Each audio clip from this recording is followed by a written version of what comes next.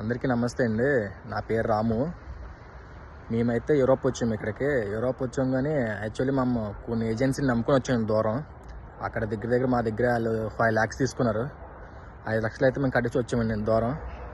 ఇక్కడికి వచ్చిన తర్వాత ఏంటంటున్నారంటే పని అది లేదు, మాకు సంబంధం లేదు, మేము పంపించిన అంతవరకే మీకు అని చెప్పి అంటున్నారు. కానీ వాళ్ళు మాకు చెప్పడం ఏంటంటే మమ్మల్ని పంపించినప్పుడు మీకు పని అది ఇస్తారు, అక్కడ అన్నీ ఇస్తారు, నెలకి మీరు డబ్బులు పంపించుకోవచ్చు ఇంటికి అని చెప్పి అన్నారు. కానీ ఇక్కడికి వచ్చిన చాలా 2 years కాంట్రాక్ట్ అది అన్నారు. కానీ మేము వచ్చిన చాలా ఇబ్బంది పడుతున్నామండి.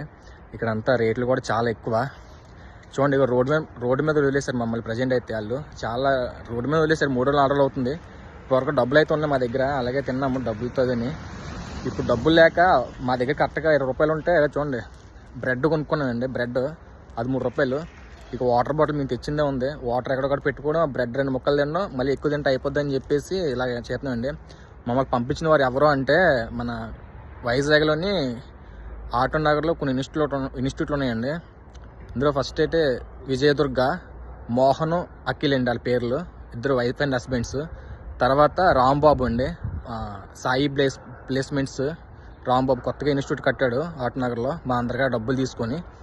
ఆ తర్వాత వినోద్ అండి, వినోద్ ఆయన కేరళ, ఆయన ఒకడండి. చాలా ఇబ్బంది పడుతున్నామండి. కొంచెం ఈ వీడియో వాళ్ళ వరకు వెళ్ళే వరకు షేర్ చేయండి. మేము పోలీస్ కంప్లైంట్ ఇస్తామంటే మమ్మల్ని బెదిరిస్తున్నారన్నమాట. మీ ఫ్యామిలీకి అటాక్లు చేస్తాము అది ఇది అని చెప్పేసి వాళ్ళు. అందుకని భయపడి పోలీస్ కంప్లైంట్ కూడా ఇవ్వలేదు. ఇప్పుడు ఇంటికి వెళ్ళిపోదామంటే డబ్బులు కూడా లేవండి మాకు. అక్కడ తిన్నా కూడా డబ్బులు లేవు. చాలా చలి. ఇక్కడ -5 -6 ఉందండి.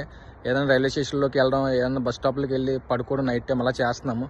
ఇంక వాటర్ బ్రెడ్ అండి మాకు. అది అయిపోతే రోడ్డు మీద పడిపోతాం. ఇంకా ఉన్నాయి కూడా కొంచెం షేర్ చేయండి సార్. ఇది వాళ్ళ వరకు వెళ్ళేంత వరకు కొంచెం వాళ్ళ మీద తగిన చర్యలు తీసుకుంటారని కోరుకుంటున్నామండి. ఇది ఉంటామండి.